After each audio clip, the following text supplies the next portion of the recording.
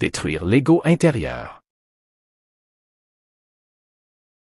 Bonjour à tous. Aujourd'hui, on s'attaque à un morceau assez costaud, un texte gnostique de 1964 qui est, aussi profond que mystérieux, La dissolution du moi de Samael Winor.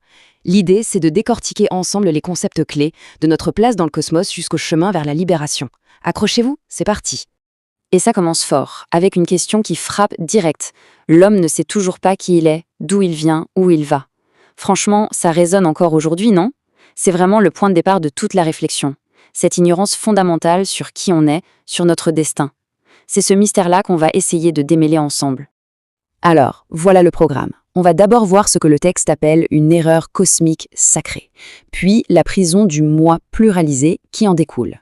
Ensuite, on se demandera où on se situe dans les cosmos, comment on peut s'en libérer, et quel est le but final de tout ça, l'extase. Allez, on commence par le début. Première partie, donc, l'erreur cosmique sacrée. Pour comprendre l'origine de notre condition, le texte nous fait remonter très très loin en arrière, à l'époque de la Lémurie. C'est là que tout aurait commencé avec un événement qui a, disons, scellé le destin de l'humanité. Une sorte d'intervention divine qui a eu des conséquences pour le moins inattendues. Alors, au cœur du problème, il y a ce concept un peu dingue, l'organe kundartisseur. Faut s'imaginer la scène. On est à l'époque lémurienne, des êtres sacrés voient l'humanité de l'époque réaliser sa condition. Une condition misérable de machine cosmique. Le risque ? Un suicide de masse, une désillusion totale. Alors que font-ils ? Pour l'éviter, ils implantent cet organe. Son but ? Créer une illusion, nous faire oublier notre misère en nous attachant au plaisir matériel. C'est, pour le dire simplement, un feu sexuel développé à l'envers. Une queue de Satan, mais attention, implantée par des êtres sacrés. C'est là tout le paradoxe. Et c'est là que le plan dérape complètement. Parce que, bien que cet organe a été retiré par la suite, ses effets, eux, sont restés. C'est comme une mauvaise habitude. Ces illusions, ces attachements sont devenus des réflexes profondément ancrés en nous. C'est ça qui a formé notre subconscient et qui a donné naissance à ce qu'on appelle l'ego ou le moi psychologique. L'erreur originelle a laissé une trace, une cicatrice qui est toujours là aujourd'hui. Et cette cicatrice, elle nous amène directement à notre deuxième partie, la prison du moi pluralisé. C'est la conséquence directe de cette erreur. Si le problème à la source, c'était cet organe, aujourd'hui, sa manifestation en nous, c'est ce moi, ce fameux ego qui nous dirige et, selon le texte, nous enferme. Alors attention, c'est là que ça devient super intéressant. Le moi psychologique, ce n'est pas une chose unique, un bloc solide. Pas du tout. Il faut l'imaginer plutôt comme une foule. Une légion de milliers de petits moi qui sont à l'intérieur de nous et qui se battent sans arrêt pour prendre les commandes. C'est ça qui explique pourquoi on est si contradictoire parfois. C'est la source de tous nos conflits intérieurs et au final, de toute notre souffrance. Et pour que ce soit bien clair, ces petits moi, qu'est-ce que c'est ? Ce sont nos passions, nos désirs, nos peurs, nos haines, tout ça. Le moi de la jalousie, le moi de la gourmandise, le moi de la colère. Chacun d'eux prend le volant quand il en a l'occasion. C'est ce qui explique comment on peut promettre une chose le lundi et faire l'exact inverse le mardi.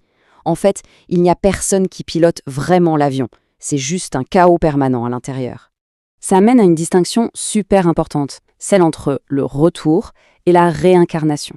Selon le texte, la plupart d'entre nous ne se réincarnent pas. On retourne. C'est-à-dire que cette foule de moi, notre ego pluralisé, est juste réinjecté mécaniquement dans un nouveau corps après la mort pour revivre les mêmes histoires, les mêmes galères, en boucle. La vraie réincarnation, c'est autre chose. C'est un acte volontaire, un choix conscient, fait par des individus qui ont réussi à dissoudre cet ego et qui reviennent par sacrifice pour aider les autres. Ok, maintenant qu'on a vu le problème intérieur, on va prendre un peu de recul. On va faire un zoom arrière pour voir où est-ce qu'on se situe dans tout le bazar cosmique. Parce que pour comprendre l'ampleur du défi, il faut comprendre la nature de notre réalité. Et d'après ce texte, elle est beaucoup, beaucoup plus complexe et plus mécanique qu'on le pense. Alors imaginez l'univers comme une casquette de mondes. Tout en haut, l'absolu, le point zéro. Une seule loi. Puis, à mesure qu'on descend de niveau, les lois se multiplient. De 1, on passe à 3, puis 6, 12, 24, et à chaque fois, la réalité devient plus dense, plus complexe, et surtout, moins libre. Et nous, on est où dans tout ça ? On est dans le 6e cosmos, le microcosme, notre monde, celui qui est gouverné par 48 lois. En gros, plus on est bas, plus il y a de lois, et plus tout est mécanique. On est loin, très loin de la source. Ce qui veut dire que, fondamentalement, on est des machines humaines. On est coincé dans un monde qui fonctionne de manière très mécanique, sous le poids de ses 48 lois. Le texte parle d'une vallée d'amertume. C'est pas très joyeux, mais ça pose la vraie question. Ok, si on est au fond du trou, comment on fait pour remonter? Comment on s'échappe de cette prison mécanique? Bon, après ce constat un peu déprimant, la bonne nouvelle, c'est que le texte ne s'arrête pas là. Il propose une solution, une méthode très structurée pour sortir de cette prison. C'est ce qu'on va voir maintenant, la voie de la libération. Et cette solution, elle tient en un chiffre, 3. Il y a 3 facteurs, 3 piliers fondamentaux. Et attention, ils sont inséparables. C'est la combinaison des 3 qui permet ce que le texte appelle la révolution de la conscience. Quels sont ces 3 facteurs? Premièrement, mourir. Ça veut dire faire mourir le moi psychologique, dissoudre toute cette légion de petits moi dont on a parlé. Deuxièmement, naître. Là, il s'agit de faire naître notre véritable être, en créant ce que le texte nomme des corps solaires.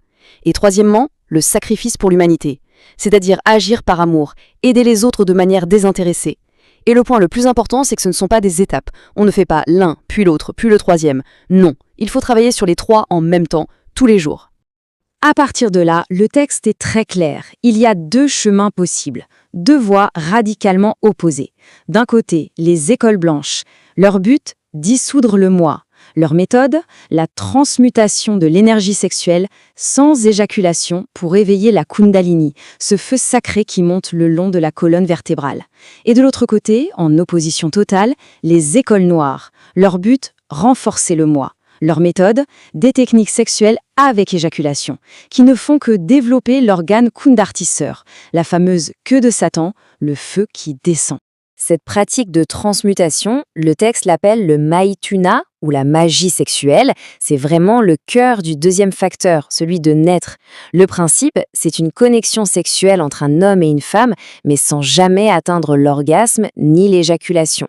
L'idée de fond, c'est que cette énergie créatrice, qui est vue comme la plus puissante qui soit, au lieu d'être perdue vers l'extérieur, elle est transmutée, redirigée vers l'intérieur.